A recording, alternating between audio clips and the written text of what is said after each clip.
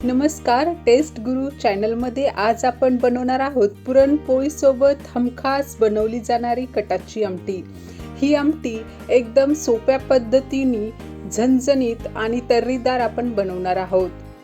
महाराष्ट्रात विविध भागात विविध नावांनी ही आमटी ओळखली जाते। काही ठिकाणी एळवणी आमटी असे म्हणतात, तर काही ठिकाणी कटाची आमटी, तर काही ठिकाणी गोड आंबट कटाची आमटी असेही म्हटले जातं।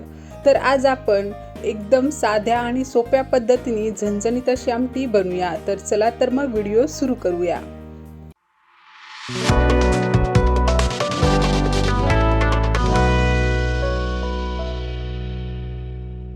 कटाच्या आमटीसाठी इथे मसाला आपण तयार करणार आहोत। त्यासाठी मी येथे एक मीडियम साईजचा कांदा घेतलेला आहे। त्याचा आपण टोक काढून घेतलेला आहे दोन्ही साईडचे, आणि 5 ते 6 लसूण पाकळ्या, 3 हिरव्या मिरच्या, 5 ते 7 कढीपत्त्याची पाने आणि 1 चमचा दगडफूल, अर्धा इंच मी दालचिनीचा तुकडा घेतलेला आहे, 1 हिरवी इलायची, 2 लवंगा आणि 2 काळे मिरे घेतलेले आहे।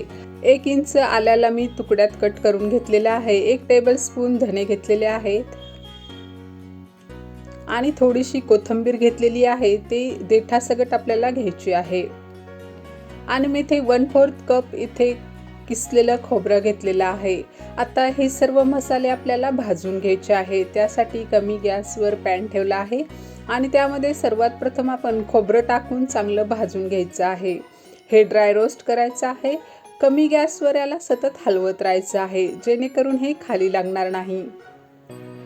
तुम्ही बघू शकता हळूहळू खोबऱ्याचा रंग बदलतो आहे। फ्रेंड्स, या अगोदर मी पुरण पात्राचा वापर न करता मऊसूत पुरण कसं बनवायचं आणि 100% पुरणपोळी टम फुगेलीची गॅरंटी असलेला व्हिडिओ अपलोड केलेला आहे। जर तो तुम्ही पाहिला नसेल, त्या व्हिडिओची लिंक मी डिस्क्रिप्शन आणि आय बटनमध्ये दिली आहे, तेथे जाऊन तुम्ही हा व्हिडिओ नक्की बघा। 3 मिनिटांमध्ये चांगलं खोबरं खरपूस भाजला गेलेलं आहे। आता आपण याला प्लेटमध्ये काढून घेऊया। आता पॅनवर आपण उरलेले सर्व मसाले घालणार आहोत आणि त्यामध्ये थोडंसं तेल घालून आपण याला चांगलं भाजून घेणार आहोत। मंद आचेवर हे मसाले भाजायचे आहे, त्यामुळे हे मसाले जळत नाही आणि आमटी एकदम चवदार लागते। त्यात मी 1 चमचा तेल घातला आहे। आता आपण याला चांगलं खरपूस भाजून घ्यायचं आहे। मंद आचेवर 3 ते 4 मिनिटं याला चांगलं भाजायचं आहे। फ्रेंड्स, तुम्हाला हा व्हिडिओ आवडत असेल तर याला नक्की एक लाईक करा। या व्हिडिओच्या शेवटी एंड स्क्रीनमध्ये तुम्हाला मी समर सीझनच्या काही खास रेसिपीचे व्हिडिओंची लिस्ट देणार आहे, तेथे तुम्ही जाऊन वेगवेगळ्या रेसिपी बघू शकता। आता मसाला चांगला भाजून झालेला आहे, तो काढून घेऊया। आता कमी गॅसवर आपण कांदा भाजून घेणार आहोत। हा कांदा आपल्याला खरपूस चौबाजूनी भाजून घ्यायचा आहे। हा कांदा जितका छान भाजला जाईल तितकी आमटीची चव एकदम छान बनेल। चुलीवर हा कांदा भाजला तर त्याची टेस्ट अगदी अप्रतिम लागते। मसाले सर्व थंड झालेले आहेत। आपण याला मिक्सरमध्ये टाकून घेऊया। खोबरं आणि सर्व मसाले आणि कांदा घालायचा आहे। त्यानंतर यात थोडं पाणी घालून याला वाटून घेऊया। आता मी एका गॅसवर कढाई ठेवलेली आहे, त्यामध्ये मी 3 मोठे चमचे तेल टाकलेलं आहे। कटाच्या आमटीत तेल जरा जास्त असतं, त्यामुळे मी तेल जास्त टाकलेलं आहे। तेल गरम झालं की त्यामध्ये 1 चमचा मी मोहरी घातली आहे। मोहरी तडतडल्यानंतर 1 चमचा आपण यात जिरं घालणार आहोत। जिरं चांगलं तडतडू द्यायचं आहे। त्यानंतर अर्धा चमचा हिंग घातलेला आहे आणि आपण तयार केलेला इथे मसाला घालणार आहोत। हा मसाला हळुवारपणे टाकायचा आहे। सर्व मसाला टाकून द्यायचा आहे आणि याला चांगलं मिक्स करून घ्यायचं आहे। आता त्यामध्ये कढीपत्ता घालायचा आहे आणि मिक्स करून घ्यायचं आहे। अर्धा चमचा इथे हळद घालायची आहे आणि अर्धा चमचा मी इथे काश्मीरी लाल मिर्च पावडर घातली आहे।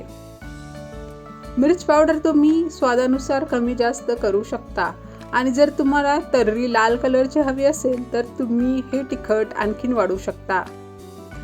चांगलं मसाल्याला तेल सुटूपर्यंत याला परतून घ्यायचं आहे। 3 ते 4 मिनिटं झालेली आहेत। मसाल्याला चांगलं तेल सुटलं आहे। त्यामध्ये 1 चमचा गरम मसाला, 1 चमचा कांदा लसूण मसाला आणि 1 चमचा मी इथे मीठ घातलं आहे। हे सर्व मसाले आपल्याला चांगले एकजीव करायचे आहे।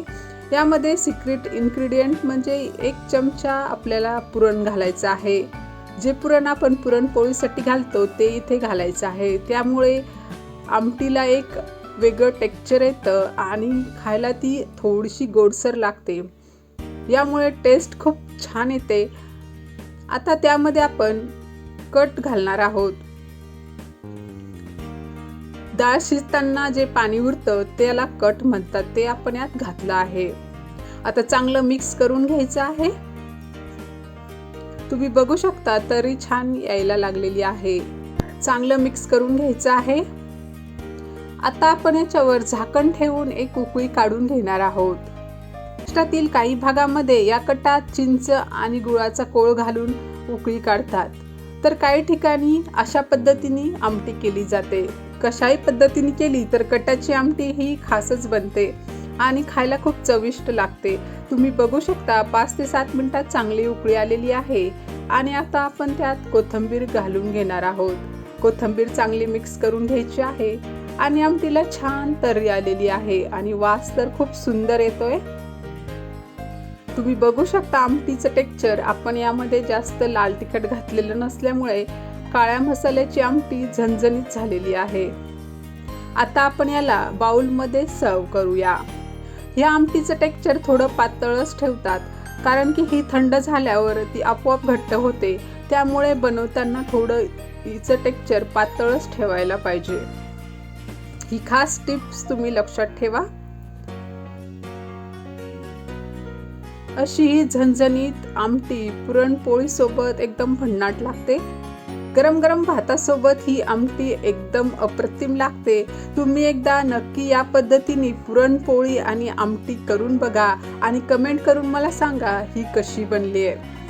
फ्रेंड्स, तुम्हाला माझे व्हिडिओ आवडले असेल तर लाईक शेअर नक्की करा।